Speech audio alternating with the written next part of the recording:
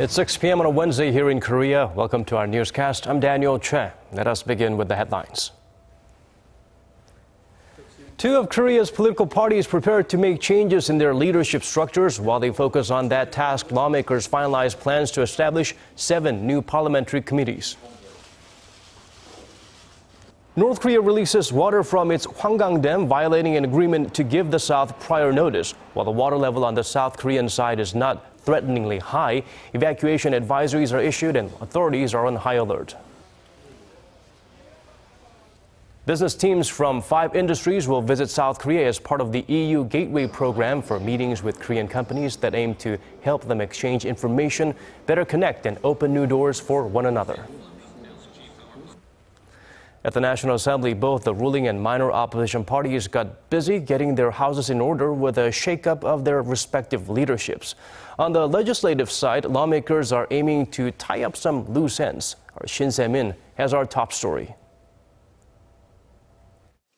2 of the country's 3 main political parties are gearing up to reshape their party leadership structures.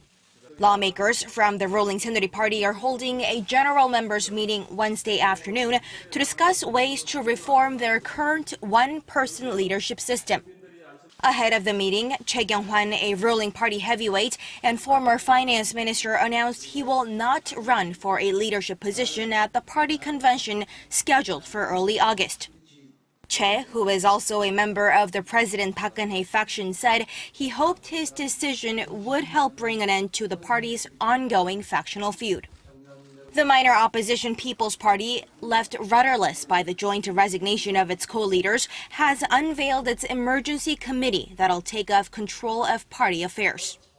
Aside from party affairs, lawmakers have finalized setting up 7 new parliamentary committees during Wednesday's plenary session. They include committees on tackling Korea's low birth rate, improving inter-Korean relations, and handling preparations for the 2018 Winter Olympics in Pyeongchang. Shin Se-min, Arirang News.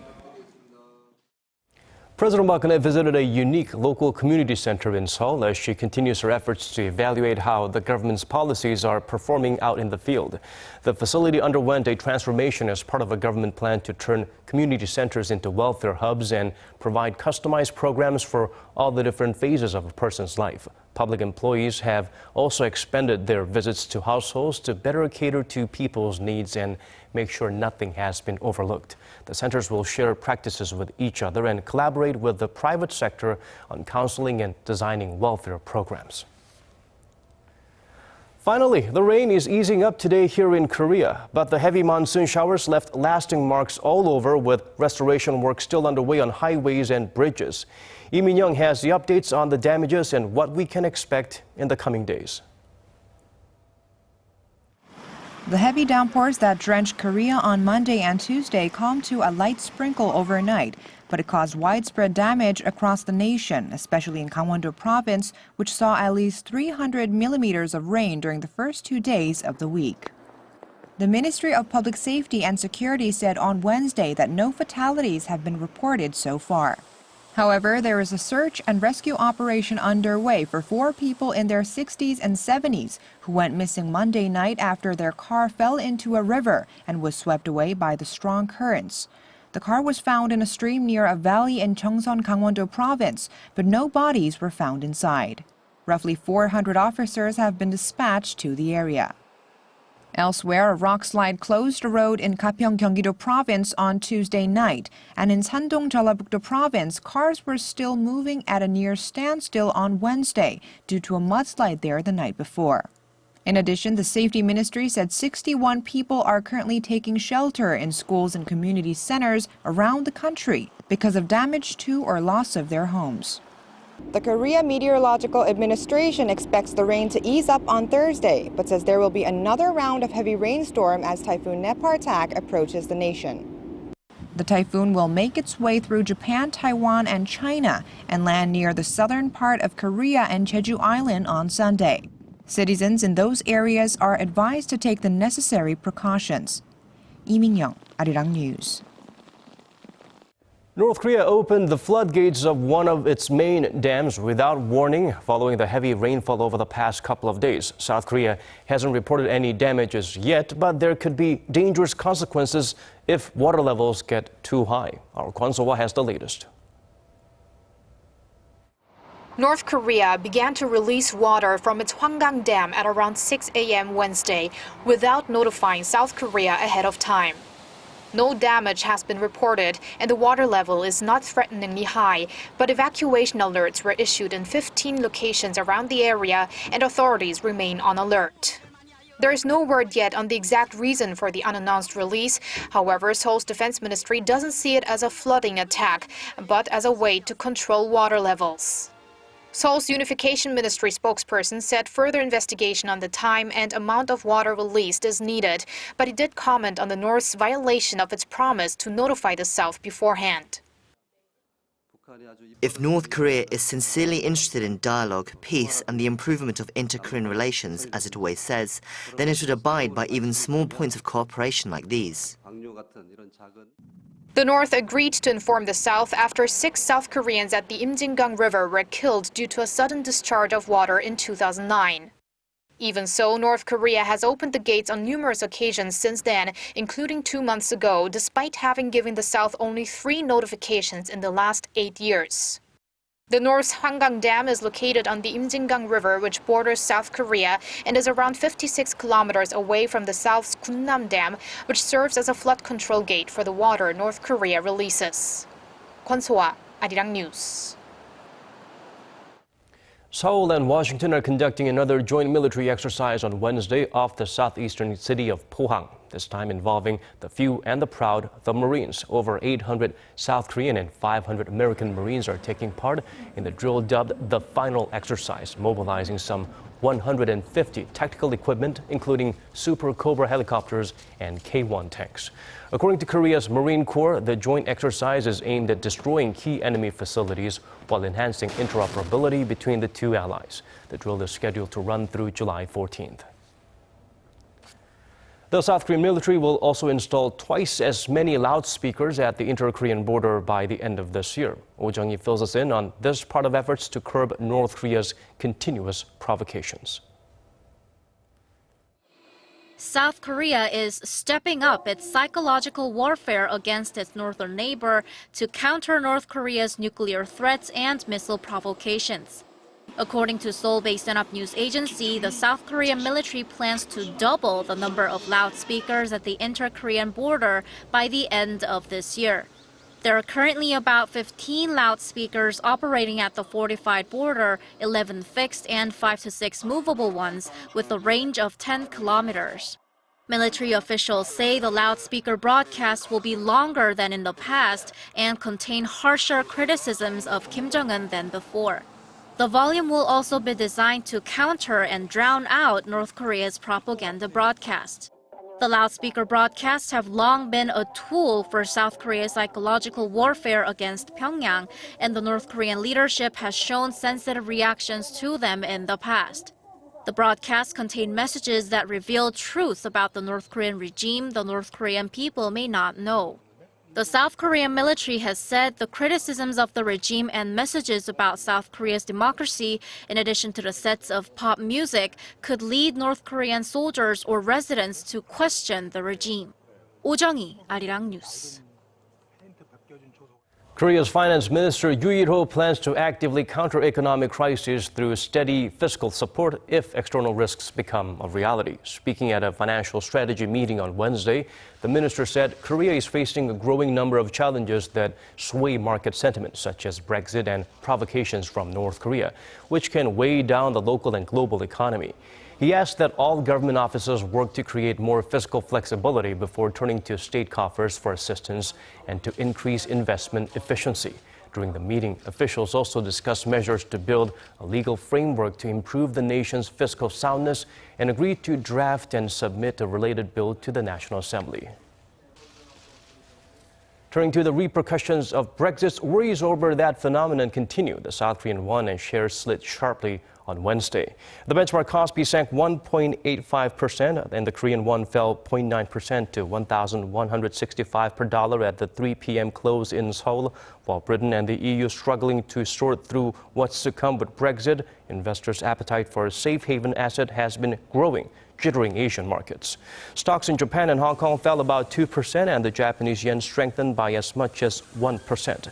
Meanwhile, at the epicenter of the Brexit turbulence, the British pound dropped to a 31-year low against the greenback at 1.3. The EU will be sending business delegations to Korea over the next 5 years as part of efforts to establish business deals and boost networks. Under the initiative, companies from both sides will be able to expand their cooperation in sectors deemed promising for growth. Kim Min-ji provides us a closer look. Local manufacturer KMTC has been in charge of the sales and management of wind turbines produced by UK-based Kingspan Wind for the last 3 years. They established their partnership through the EU Gateway to Korea, a business program initiated by the European Union. Since then, it's been beneficial for both sides, with KMTC able to access new technology, while Kingspan has used Korea to expand into other Asian markets. Through the program, we can overcome any unexpected problems that arise when expanding overseas by establishing deals with experienced and competitive companies. We've been learning a lot from a local company. So local company, they understand Korean market, rather than Kingspan. So they have a local base, they have a local customers, so they understand local culture. The EU Gateway program was launched as a channel for cooperation between European companies and their strategic counterparts in Asia. It began in Japan in 1990 and has since expanded to many countries, including Singapore and Vietnam. The second round is currently underway in Seoul. Over the next 5 years, the European Union will dispatch business delegations from 5 promising sectors, from green energy to healthcare and the environment, with the aim of fostering business deals and partnerships with Korean companies. The EU business delegation can meet with local companies and expand their business networks. It's part of a larger effort to foster new growth engines for Korea. We want to bring 1,000 companies to Korea the next 5 years, and we know that Korea is also a European gateway to Asia. So we will soon see how we can bring companies from the green economy to Korea first, also to boost the greening of the Korean economy. The program is expected to help support Korea's policies on combating climate change and environmental protection, on top of providing access to advanced European products and technologies. Kim Min-ji, Arirang News. Hyundai Motor and its affiliate Kia saw their sales nearly quadruple in Mexico in the first half of this year from a year ago. According to data compiled by the Mexican Automotive Industry Association, they combined for a total of more than 40,000 units in Mexico in the first 6 months of 2016, compared with just over 11,000 the previous year. The jump is due largely to Kia going strong since entering the Mexican market last July. Kia accounted for 3.3% of the market, taking 9th place. Hyundai sales jumped over 52% on year, marking up 2.3% of the Mexican market. The southeastern part of Korea was shaken up Tuesday evening. Experts are divided on whether the 5.0 magnitude quake could be a forewarning of something bigger. The debate after the 5th most powerful earthquake on record to ever hit the Korean peninsula. Here's our Hwang Ho-jun. The quake detection frequency in South Korea has been increasing ever since the Great East Japan earthquake in 2011. In February of 2012, a series of 4 earthquakes struck off the coast of Ulsan, the same area where Tuesday's earthquake hit. Some experts say the quake can be traced to the Tsushima-Goto Fault that sits below the East Sea. It's a fault highly active with big and small tremors, so it wouldn't be unusual to see a bigger earthquake take place. However, the Korea Institute of Geoscience and Mineral Resources begs to differ. The institute says Tuesday's quake was caused by a strike-slip fault, a fault where the surfaces of the plates are displaced mainly in a horizontal direction, which is different from the Tsushima-Goto Fault. It also says that, since this isn't the first time tremors have been detected in that area, it shouldn't be considered overly peculiar or worrisome. The head of the Institute's Earthquake Research Center says the possibility of an earthquake stronger than magnitude 5.5 hitting South Korea is very low because fault lines near the Korean peninsula are not interconnected. South Korea began official earthquake observation in 1978, and only 7 seismic activities recorded a magnitude of 5 and above. The strongest tremor was detected in 1980 in Uiju County in North Korea, which peaked at 5.3. No earthquake with a magnitude over 6 has ever been detected. He also stressed that the Korean peninsula is not located within the so-called Ring of Fire, so it's relatively safe from catastrophic earthquakes. Hwang Ho-jun, Arirang News. Turning over to the U.S., Hillary Clinton will not face charges for using her private email to discuss top-secret information while she was serving as the Secretary of State. The FBI's announcement is likely to give the presumptive Democratic presidential nominee a campaign boost in the race for the White House. Park Geunhye reports. In wrapping up its year-long investigation, the FBI essentially said Hillary Clinton should not be prosecuted for her controversial use of government email. FBI Director James Comey said the recommendation of no criminal charges will be delivered to the Justice Department. While the Bureau had found evidence of careless handling of emails by Clinton, Comey said the investigation concluded that, quote, no reasonable prosecutor would bring charges against the presumptive Democratic presidential nominee.